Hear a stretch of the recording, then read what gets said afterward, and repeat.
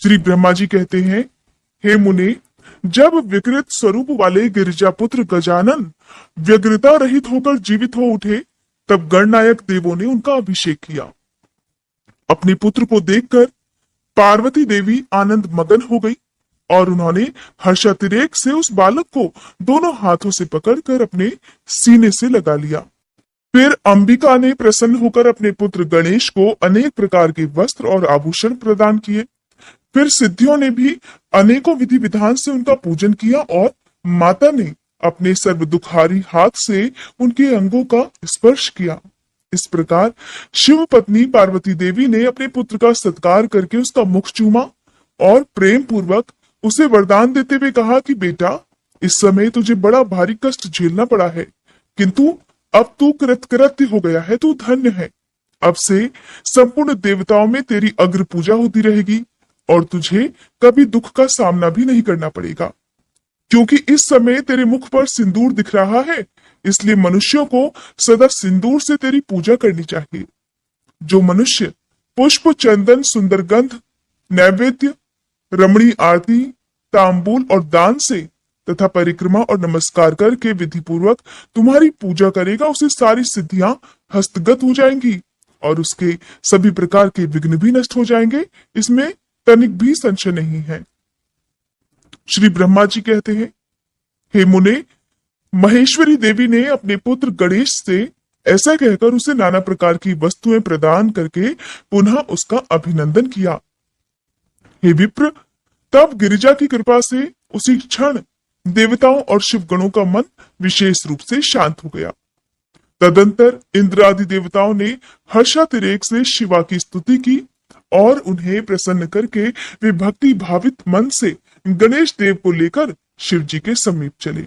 वहां पहुंचकर उन्होंने त्रिलोकी की कल्याणमय कामना से भवानी के उस बालक को शिव जी की गोद में बैठा दिया। तब शिव जी भी उस बालक के मस्तक पर अपना कर कमल फेरते हुए देवताओं से बोले, देवतागणों, ये मेरा दूसरा पुत्र है। फिर गणेश ने भी उठकर शिव जी के चरणों में अभिवादन किया। फिर पार्वती को, मुझे, विष्णु को और नारद आदि सभी ऋषियों को प्रणाम करके आगे खड़े होकर उन्होंने कहा, यो अभिमान करना मनुष्यों का स्वभाव ही है, अतः आप लोग मेरा अपराध क्षमा कर दीजिए। तब मैं, शंकर और विष्णु, इन तीनों देवताओं ने एक साथ ही प्रेम पूर्वक उन्हें उत्तम वर प्रदान करते हुए कहा कि सुरवरु, जैसे त्रिलोकी में हम तीनों देवों की पूजा होती है, उसी तरह तुम सभी को इन गणेश का पूजन करना चाहिए। मनुष्यों को चाहिए कि पहले इनकी पूजा करने के बाद हम लोगों का पूजन करें। ऐसा करने से हम लोगों की पूजा संपन्न हो जाएगी। देवगणों, अगर कहीं इनकी पूजा पहले ना करके अन्य देव का पूजन किया जाए तो उस पूजन का फल नष्ट हो जाएगा, उसमें अन्यथा विचार करने की कोई आवश्यकता भी नहीं है। ब्रह्मा जी कहते हैं, हे मुने, तदंतर ब्रह्मा, विष्णु और शंकर आदि सभी देवताओं ने मिलकर पार्वती जी को प्रसन्न करने के लिए वही गणेश को सर्वाध्यक्ष घोषित कर दिया। उसी समय शिव जी परम प्रसन्न चित्त से पुनः गणेश को लोक में सर्वदा सुख देने वाले अनेकों वर प्रदान करते हुए इस प्रकार बोले, हे गिरिजानंदन, निस्संदेह मैं तुझ पर परम प्रसन्न हूं। मेरे प्रसन्न हो जाने पर अब तू सारे जगत को ही प्रसन्न हुआ समझ। अब कोई भी तेरा विरोध कभी नहीं कर सकता। तू शक्ति का पुत्र है, अतः अत्यंत तेजस्वी है।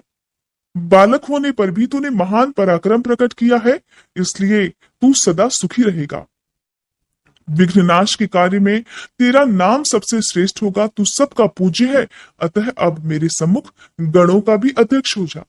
ऐसा कहने के बाद भोले शंकर अत्यंत प्रसन्नता के कारण गणेश को पुनः वरदान देते हुए बोले, गणेश्वर, तू भाद्रपद मास के कृष्ण पक्ष की चतुर्थी तिथि को चंद्रमा का शुभोदय होने पर उत्पन्न हुआ है। जिस समय गिरिजा के सुंदर चित्त से तेरा रूप प्रकट हुआ, उस समय रात्रि का प्रथम पहर बीत रहा था। इसलिए उसी दिन से आरंभ करके उसी तिथि में तेरा उत्तम व्रत करना चाहिए। ये व्रत परम शोभन तथा संपूर्ण सिद्धियों का प्रदाता है। वर्ष के अंत में जब पुनः वही चतुर्थी आ जाए, तब तक मेरे कहे अनुसार तेरे व्रत का पालन करना चाहिए। जिन्हें संसार में अनेकों प्रकार के अनुपम सुखों की कामना हो, उन्हें चतुर्थी के दिन भक्ति पूर्वक विधि सहित तेरा पूजन करना चाहिए। जब मार्गशीर्ष मास के कृष्ण पक्ष की चतुर्थी आए तब उस दिन प्रातःकाल स्नान करके व्रत के लिए ब्राह्मणों से निवेदन करे, पूर्वोक्त विधि से उपवास करे, फिर धातु की, मूंगे की, श्वेत मदार की अथवा मिट्टी की मूर्ति बनाकर उसकी प्राण प्रतिष्ठा करे और भक्ति भाव से नाना प्रकार के दिव्य गंधों, चंदनों और पुष्पों से उसकी पूजा करे। फिर रात्रि का प्रथम पहर बीत जाने पर स्नान करके दूर्वा दलों से पूजन करना चाहिए। ये दूर्वा जड़ रहित, 12 अंगुल लंबी और 3 गांठों वाली होनी चाहिए। ऐसी 101 अथवा 21 दूर्वा से उस स्थापित प्रतिमा की पूजा करें। फिर धूप दीप अनेक प्रकार के नैवेद्य, तांबूल, अर्घ और उत्तम उत्तम पदार्थों द्वारा गणेश की पूजा करें और स्तवन करके उसके आगे प्रणिपात करें। इस प्रकार गणेश की पूजा करने के बाद बाल चंद्रमा का पूजन करें। फिर हर्षपूर्वक ब्राह्मणों की पूजा करके उन्हें मिष्ठान्न का भोजन कराएं। उनके भोजन कर लेने के बाद स्वयं भी नमक रहित मिष्ठान्न का ही प्रसाद ग्रहण करें। फिर गणेश का स्मरण करके अपने सभी नियमों का विसर्जन कर दे। इस प्रकार करने से ये शुभ व्रत पूर्ण हो जाता है। बेटा, यो व्रत करते करते जब वर्ष पूरा हो जाए तब व्रती मनुष्य को चाहिए कि वह व्रत की पूर्ति के लिए व्रत का उद्यापन कार्य भी संपन्न करे। इसमें मेरे आज्ञा अनुसार 12 ब्राह्मणों को भोजन कराना चाहिए। व्रती को चाहिए कि वह एक कलश स्थापित करे, उस पर तुम्हारी मूर्ति की पूजा करे। फिर वेद विधि के अनुसार वेदी का निर्माण करके उस पर अष्टदल कमल बनाए। फिर उसी पर धन की कंजूसी छोड़कर हवन करे। पुनः मूर्ति के सामने 2 स्त्रियों और 2 बालकों को बिठाकर उनकी पूजा करे और सादर उन्हें भोजन कराए। रात में जागरण करे, प्रातःकाल पूजन करके पुनरागमन के लिए विसर्जन कर दे। बालकों से आशीर्वाद ग्रहण करें, स्वस्ति वाचन कराएं और व्रत की पूर्ति के लिए पुष्प अर्पित करें। फिर नमस्कार करके नाना प्रकार के कार्यों की कल्पना करें। इस प्रकार जो इस व्रत को पूर्ण करता है उसे अभीष्ट फल की प्राप्ति होती है। गणेश, जो श्रद्धा सहित अपनी शक्ति के अनुसार नित्य तुम्हारी पूजा करेगा उसके सभी मनोरथ सफल हो जाएंगे। मनुष्यों को सिंदूर, चंदन, चावल, केतकी पुष्प आदि अनेकों उपचारों द्वारा गणेश्वर का पूजन करना चाहिए। यूं जो लोग नाना प्रकार के उपचारों से भक्तिपूर्वक तेरी पूजा करेंगे उनके विघ्नों का सदा के लिए नाश हो जाएगा और उनकी कार्य सिद्धि होती रहेगी। सभी वर्ण के लोगों को, विशेषकर स्त्रियों को ये पूजा अवश्य करनी चाहिए तथा अभ्युदय की कामना करने वाले राजाओं के लिए भी ये व्रत अवश्य कर्तव्य है। व्रती मनुष्य जिस जिस वस्तु की कामना करता है उसे निश्चय ही वह वस्तु प्राप्त हो जाती है। अतः जिसे किसी भी वस्तु की इच्छा हो उसे अवश्य ही तेरी पूजा और तेरी सेवा करनी चाहिए। श्री ब्रह्मा जी कहते हैं, हे नारद, जब शिवजी ने महात्मा गणेश को इस प्रकार वर प्रदान किया तब संपूर्ण देवताओं, श्रेष्ठ ऋषियों और शिव के प्यारे समस्त गणों ने तथास्तु कहकर उसका समर्थन किया और अत्यंत विधि पूर्वक गणाधीश का पूजन किया। फिर शिव गणों ने आदर पूर्वक नाना प्रकार की पूजन सामग्री से गणेश्वर की विशेष रूप से पूजा अर्चना की और उनके चरणों में प्रणाम किया। मुनीश्वर, उस समय गिरिजा देवी को जो आनंद प्राप्त हुआ उसका वर्णन मेरे चारों मुखों से भी नहीं हो सकता।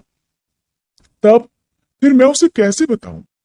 उस अवसर पर देवताओं की दुंदुभियां बजने लगी, अप्सराएं नृत्य करने लगी, गंधर्व श्रेष्ठ गान करने लगे और पुष्पों की वर्षा होने लगी। इसी प्रकार गणेश के गणाधीश पद पर प्रतिष्ठित होने पर वहां महान उत्सव मनाया गया। सारे जगत में शांति स्थापित हो गई और सारा दुख जाता रहा। हे नारद, शिव और पार्वती को तो विशेष आनंद प्राप्त हुआ और सर्वत्र अनेक प्रकार के सुखदायक मंगल होने लगे। फिर संपूर्ण देवगण और ऋषिगण जो वहां पधारे हुए थे वे सभी शिव की आज्ञा से अपने अपने स्थान को चले गए। उस समय वे शिव जी की स्तुति करके गणेश और पार्वती की बारंबार प्रशंसा कर रहे थे और कैसा अद्भुत युद्ध हुआ ऐसा परस्पर वार्तालाप करते हुए चले जा रहे थे। वे इस समय युद्ध मतलब भगवान शिव और गणेश जी के बीच जो युद्ध हुआ था उसका वर्णन कर रहे थे। इधर जब गिरिजा देवी का क्रोध शांत हो गया तब शिवजी भी, जो स्वात्माराम होते हुए भी सदा भक्तों का कार्य सिद्ध करने के लिए तत्पर रहते हैं, गिरिजा के सन्निकट गए और लोगों की कामना से पूर्ववत नाना प्रकार के सुखदायक कार्य करने लगे।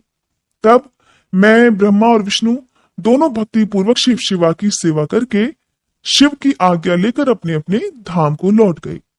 जो मनुष्य जितेंद्रिय होकर इस परम मांगलिक आख्यान को श्रवण करता है, वह संपूर्ण मंगलों का भागी होकर मंगल भवन हो जाता है।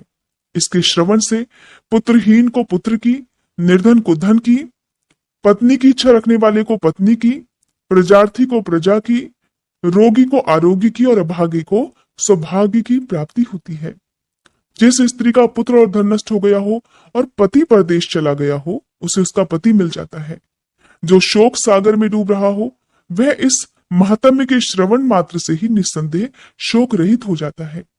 ये गणेश चरित्र संबंधी ग्रंथ जिसके घर में सदा वर्तमान रहता है, वह मंगल संपन्न होता है, इसमें तनिक भी संशय नहीं। जो यात्रा के अवसर पर अथवा किसी भी पुण्य पर्व पर इसे मन लगाकर सुनता है, वह श्री गणेश जी की कृपा से संपूर्ण अभीष्ट फल प्राप्त कर लेता है। देवर्षि नारद ने श्री ब्रह्मा जी से कहा, हे तात, मैंने गणेश जी के जन्म संबंधी अनुपम वृत्तांत तथा परम पराक्रम से विभूषित उनका दिव्य चरित्र भी सुन लिया। हे सुरेश्वर, उसके बाद कौन सी घटना घटी उसका भी वर्णन कीजिए, क्योंकि हे पिताजी, शिव और पार्वती का उज्जवल यश महान आनंद प्रदान करने वाला है। नारद की बात सुनकर ब्रह्मा जी कहने लगे, मुनिश्रेष्ठ, तुम तो बड़े कारुणिक हो, तुमने बड़ी उत्तम बात पूछी है। हे ऋषि सत्तम, अच्छा अब मैं उसका वर्णन करता हूं, तुम ध्यान लगाकर सुनो। हे विप्रेंद्र, शिव और पार्वती अपने दोनों पुत्रों की बाल लीला देखकर महान प्रेम में मगन रहते। पुत्रों का लाड़ प्यार करने के कारण माता पिता का सुख दिनों दिन बढ़ता जाता था और वे दोनों कुमार प्रीतिपूर्वक आनंद के साथ तरह तरह की लीलाएं किया करते थे। हे मुनीश्वर, वे दोनों बालक स्वामी कार्तिक और गणेश भक्तिपूरित मन से सदा माता पिता की परिचर्या किया करते थे। इससे माता पिता का महान स्नेह क्षणमुख और गणेश पर शुक्ल पक्ष के चंद्रमा की भांति दिन प्रतिदिन बढ़ता ही गया। एक समय शिव और शिवा दोनों प्रेम पूर्वक एकांत में बैठकर यूं विचार करने लगे कि हमारे ये दोनों ही पुत्र विवाह के योग्य हो गए, अब इन दोनों का शुभ विवाह कैसे संपन्न हो। हमें तो जैसे षडानंद प्यारा है, वैसे ही गणेश भी है। ऐसी चिंता में पड़कर वे दोनों लीलावश आनंद मगन हो गए। मुने, माता पिता के विचार को जानकर उन दोनों पुत्रों के मन में भी विवाह की इच्छा जाग उठी। वे दोनों पहले मैं विवाह करूंगा, पहले मैं विवाह करूंगा, ऐसा बारंबार कहते हुए परस्पर विवाद करने लगे। तब जगत के अधीश्वर वे दोनों दंपत्ति अपने पुत्रों की बात सुनकर लौकिक आचार का आश्रय लेकर परम विस्मय को प्राप्त हुए। कुछ समय बाद उन्होंने अपने दोनों पुत्रों को बुलाया और उनसे इस प्रकार कहा। शिव पार्वती बोले, सुपुत्रों, हम लोगों ने पहले से ही एक ऐसा नियम बना रखा है जो तुम दोनों के लिए ही सुखदायक होगा। अब हम यथार्थ रूप से उसका वर्णन करते हैं, तुम दोनों भी प्रेम पूर्वक सुनो। प्यारे बच्चों, हमें तो तुम दोनों पुत्र समान ही प्यारे हो, किसी पर विशेष प्रेम हो ऐसी तो बात ही नहीं है। अतः हमने तुम लोगों के विवाह के विषय में एक ऐसी शर्त बनाई है जो दोनों के लिए ही कल्याणकारिणी है, और वो शर्त ये है कि जो सारी पृथ्वी की परिक्रमा करके पहले वापस लौट आएगा, उसी का शुभ विवाह पहले करा दिया जाएगा। श्री ब्रह्मा जी कहते हैं, हे नारद, माता पिता की ये बात सुनकर शरजन्मा महाबली कार्तिकेय तुरंत ही अपने स्थान से पृथ्वी की परिक्रमा करने के लिए चल दिए, परंतु अगाध बुद्धि संपन्न गणेश जी वहीं खड़े रह गए। वे अपनी उत्तम बुद्धि का आश्रय लेकर बारंबार मन में विचार करने लगे, अब मैं क्या करूं, कहां जाऊं, परिक्रमा तो मुझसे हो नहीं सकेगी, क्योंकि कोस भर चलने के बाद तो आगे मुझसे चला नहीं जाएगा। फिर सारी पृथ्वी की परिक्रमा करके मैं कैसे सुख प्राप्त कर पाऊंगा। ऐसा विचार कर गणेश जी ने जो कुछ किया, अब उसे सुनो। मुनिवर, उन्होंने अपने घर लौटकर विधि पूर्वक स्नान किया और माता पिता से इस प्रकार कहा, पिताजी और माताजी, मैंने आप लोगों की पूजा करने के लिए यहाँ पर 2 आसन स्थापित किए हैं। कृपया आप दोनों इस पर विराजिए और मेरा मनोरथ पूर्ण कर दीजिए। ब्रह्मा जी कहते हैं, मुने गणेश की बात सुनकर पार्वती और परमेश्वर उनकी पूजा ग्रहण करने के लिए आसन पर विराजमान हो गए। तब गणेश ने उनकी विधि पूर्वक पूजा की और बारंबार प्रणाम करते हुए उनकी 7 बार परिक्रमा की। बेटा नारद, गणेश तो बुद्धि सागर थे ही, वे हाथ जोड़कर प्रेम मगन माता पिता की बहुत प्रकार से स्तुति करके इस प्रकार बोले। हे माता जी तथा पिताजी, आप लोग मेरी उत्तम बात सुनिए और शीघ्र ही मेरा शुभ विवाह करा दीजिए। ब्रह्मा जी कहते हैं, मुने, महात्मा गणेश का ऐसा वचन सुनकर वे दोनों माता पिता महान बुद्धिवान गणेश से बोले। शिव शिवा ने कहा, बेटा तू पहले काननों सहित इस सारी पृथ्वी की परिक्रमा तो करके आ। कुमार गया हुआ है, तू भी जा और उससे पहले लौट कर आ, तब तेरा विवाह पहले करा दिया जाएगा। ब्रह्मा जी कहते हैं, मुने, नियम परायण गणेश माता पिता की ऐसी बात सुनकर कुपित होकर तुरंत बोल उठे। हे माता जी तथा हे पिताजी, आप दोनों सर्वश्रेष्ठ धर्म रूप और महाबुद्धिमान हैं, अतः आप धर्मानुसार मेरी भी बात सुनिए। मैंने 7 बार पृथ्वी की परिक्रमा की है, फिर आप लोग ऐसी बात क्यों कह रहे हैं? ब्रह्मा जी कहते हैं, मुने, शिव पार्वती तो बड़े लीलानंदी ही ठहरे। वे गणेश का कथन सुनकर लौकिक गति का आश्रय लेकर बोले। शिव शिवा ने कहा, पुत्र, तूने समुद्र पर्यंत विस्तार वाली बड़े बड़े काननों से युक्त इस सप्तद्वीपवती विशाल पृथ्वी की परिक्रमा भला कब कर ली? ब्रह्मा जी कहते हैं, मुने, जब शिव पार्वती ने ऐसा कहा तब उसे सुनकर महान बुद्धि संपन्न गणेश जी इस प्रकार बोले। माता पिताजी, मैंने तो अपनी बुद्धि से आप दोनों शिव पार्वती की पूजा करके प्रदक्षिणा कर ली है, अतः मेरी समुद्र पर्यंत पृथ्वी की परिक्रमा भी पूरी हो गई। धर्म के संग्रह भूत वेदों और शास्त्रों में जो ऐसे वचन मिलते हैं वे सत्य हैं अथवा असत्य। वे वचन ये है कि जो पुत्र माता पिता की पूजा करके 7 बार उनकी प्रदक्षिणा अर्थात परिक्रमा करता है, उसे पृथ्वी परिक्रमा जनित फल सुलभ ही हो जाता है। जो माता पिता को घर पर छोड़कर तीर्थ यात्रा के लिए जाता है, वह माता पिता की हत्या से मिलने वाले पाप का भागी होता है, क्योंकि पुत्र के लिए माता पिता का चरण सरोज ही महान तीर्थ होता है। अन्य तीर्थ तो दूर जाने पर प्राप्त होते हैं, परंतु धर्म का साधन भूत ये तीर्थ तो पास में ही सुलभ है। पुत्र के लिए माता पिता और स्त्री के लिए पति, ये दोनों सुंदर तीर्थ घर में ही वर्तमान है। ऐसा जो वेद शास्त्र निरंतर उद्घोषित करते रहते हैं, उसे फिर आप लोग असत्य कर दीजिए, और यदि वह असत्य हो जाएगा तो निस्संदेह वेद भी असत्य हो जाएगा, और फिर वेद द्वारा वर्णित आपका ये स्वरूप भी झूठा ही समझा जाएगा। इसलिए या तो शीघ्र ही मेरा शिव विवाह करा दीजिए, या फिर इस प्रकार कह दीजिए कि सारे वेद शास्त्र झूठे हैं। आप दोनों धर्म रूप हैं, अतः भली भांति विचार करके इन दोनों में जो परमोत्तम प्रतीत हो उन्हें प्रयत्न पूर्वक करना चाहिए। श्री ब्रह्मा जी कहते हैं, मुने, तब जो बुद्धिमानों में श्रेष्ठ उत्तम बुद्धि संपन्न तथा महान ज्ञानी है, वे पार्वती नंदन गणेश इतना कहकर मौन हो गए। उधर वे दोनों पति पत्नी जगदीश्वर शिव पार्वती गणेश के वचन सुनकर परम विस्मित हुए। फिर वे यथार्थ भाषी और अद्भुत बुद्धि वाले अपने पुत्र गणेश की प्रशंसा करते हुए इस प्रकार कहने लगे। बेटा, तू महान आत्मबल से संपन्न है, इसी से तुझमें निर्मल बुद्धि उत्पन्न हुई है, और तूने जो बात कही है वो बिल्कुल सत्य है, इसमें कोई संदेह नहीं। दुख का अवसर आने पर जिसकी बुद्धि विशिष्ट हो जाती है, उसका दुख उसी प्रकार विनष्ट हो जाता है जैसे सूर्य के उदय होते ही अंधकार। जिसके पास बुद्धि है वही बलवान है, बुद्धिहीन के पास बल कहाँ। पुत्र, वेद शास्त्र और पुराणों में बालक के लिए धर्म पालन की जैसी बात कही गई है, वो सब तूने पूरी कर ली। तूने जो बात की है वो दूसरी भला कौन कर सकता है। हमने तेरी वह बात मान ली, अब इसके विपरीत हम कुछ भी नहीं करेंगे। श्री ब्रह्मा जी कहते हैं, नारद, यों कहकर उन दोनों ने बुद्धि सागर गणेश को सांत्वना दी और फिर उनके विवाह के संबंध में उत्तम विचार करने लगे। इसी समय जब प्रसन्न बुद्धि वाले प्रजापति विश्वरूप को शिव जी के उद्योग का पता चला, तब उस पर विचार करके भी उन्हें भी परम सुख प्राप्त हुआ। उन प्रजापति विश्वरूप के दिव्य रूप संपन्न और सर्वांग शोभना दो सुंदरी कन्याएं थीं, जिनका नाम था सिद्धि और बुद्धि। भगवान शंकर और गिरिजा ने उन दोनों के साथ हर्षपूर्वक गणेश का विवाह संस्कार संपन्न कराया। उस विवाह के अवसर पर संपूर्ण देवता प्रसन्न होकर पधारे। सिद्धि और बुद्धि को रिद्धि सिद्धि के नाम से भी जाना जाता है। जब देवतागण प्रसन्न होकर पधारे तो उस समय शिव और पार्वती का जैसा मनोरथ था, उसी के अनुसार विश्वकर्मा ने वह विवाह किया। उसे देखकर ऋषियों तथा देवताओं को भी परम हर्ष प्राप्त हुआ। हे मुने, गणेश को भी उन दोनों पत्नियों के मिलने से जो सुख प्राप्त हुआ उसका वर्णन नहीं किया जा सकता।